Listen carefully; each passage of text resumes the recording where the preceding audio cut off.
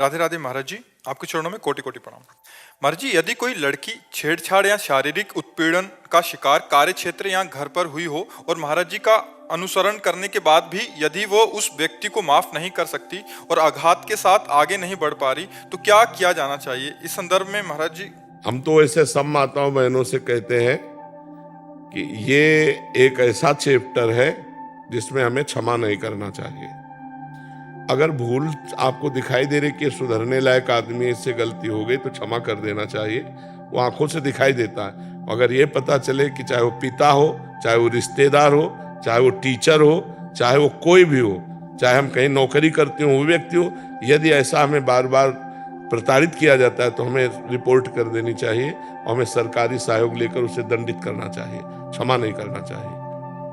एक जगह तक क्षमा ठीक है। अगर लड़कियां क्षमा करने की बात सोचे तो आते दिन पीछे 4 लोग पड़े रहेंगे। आदमी का हुलिया, आदमी का रंग, जो छेड़ रहा है 1 मिनट में, अगर वो साइकिल में है तो उसकी साइकिल, मोटरसाइकिल है तो उसका नंबर बहुत प्रवीण होना चाहिए। 1 सेकेंड में पूरे दिमाग में नोट करना चाहिए कौन सा आदमी, कैसे रूप रंग का आदमी, कितनी अवस्था है उसकी, कौन सी गाड़ी में था, क्या गाड़ी नंबर है, वो जानकारी पूरी कर लेनी। आसपास कोई सीसीटीवी है, पूरी जानकारी कर लेनी चाहिए तुरंत, जो आदमी छेड़ रहा है, फिर रिपोर्ट करो। तो अपने आप डंडा चलेगा अपने आप उनको, और ऐसे चाहिए। लेकिन इतने लोग हैं आजकल कि किसी बहन बेटी को कोई छेड़ रहा है, वो मोबाइल से भले पिक्चर बना लेंगे और चले जाएंगे।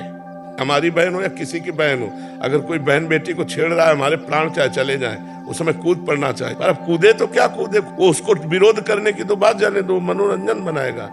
तो हमें लगता है माताओं बहनों को, अगर एक बार कहीं ऐसा नजर आता है कि पहली बार इससे गलती हुई और इसे क्षमा कर देने से आदमी सुधर जाएगा, तो क्षमा कर देना चाहिए, नहीं फिर दबा के नहीं रखना चाहिए, क्योंकि उससे गंदगी बढ़ती चली जाएगी और आपका हृदय जलता चला जाएगा। अगर कोई पारिवारिक सदस्य है या कोई जहां आप काम करते हैं तो उसको एक बार सचेत कर दें कि अगर दोबारा आपने किया तो आप बहुत ही समस्या में फंस जाएंगे। महाराज जी, जब वो सिचुएशन आता है तो इतना भयभीत कर देता है कि आप कुछ कर ही नहीं पाते हो। नहीं, कैसे भयभीत कर देता है? तुम इतना भयभीत कर सकती हो कि उसको भोजन अच्छा नहीं लगेगा। अपने स्वरूप को आप जागृत करो। आप इतना भयभीत कर सकते हो कि आपको केवल मुझे छेड़ा, इतनी बात में कानून उसको धर लेगा, इतनी बात पे कानून धर लेगा, मुझे छेड़ा। और कहीं अगर छेड़ा तो फिर तो और कानून आगे है। पर ऐसी सब बहुत प्रवीणता पूर्वक देखकर, जहां बलशाली लोग हों, जहां अपने को लगना मैं फंस गई, वहां विनय के द्वारा बचाना चाहिए। किसी भी तरह अपने को बचा लेना चाहिए, वहां एक्शन नहीं लेना चाहिए। एक्शन तब लेना चाहिए जब अपने को बलवान देखे।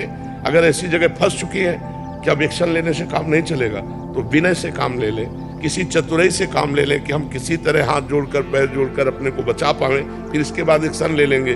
क्योंकि 4 है, अगर हम एक्शन की बात कहते हैं तो शायद है कि उनकी बुद्धि में ऐसा कुछ आ जाए कि हम एक्शन लायक ही न रहे। हो सकता है कभी ऐसी परिस्थिति किसी के साथ ना घटे, पर कभी अगर ऐसी घटना हो तो हाथ जोड़कर, पैर जोड़कर मैं कभी किसी से कुछ नहीं कहूँगी, मैं कभी नहीं कहूँगी। ऐसा विश्वास दिलाकर यदि अपने प्राण बचाए जा सके तो बाद में तो दंड दिया जा सकता है, लेकिन उस समय जहाँ अपनी समस्या फंस रही हो तो किसी भी तरह अपने को बचाने की चेष्टा करनी चाहिए, भगवान से प्रार्थना करनी चाहिए। क्योंकि बहुत नीच प्रवृत्ति के लोग हैं, तो बहुत ऐसी घटनाएं तो विचलित कर देती हैं। पर जहाँ तक हो सके अपने को बचावे। रात्रि में अकेला न चले, कोई न कोई भाई परिवार का कोई सदस्य हो तो ज़्यादा अच्छा रहता है। अकेला चलने पर घटनाएं होने की ज़्यादा संभावना होती है, क्योंकि रात्रि में जैसे लोग ऐसे बुद्धि वाले हों और वो देखें तो उनका भाव बिगड़ सकता है। अगर कोई साथ में है तो ठीक रहता है। बहुत सावधानी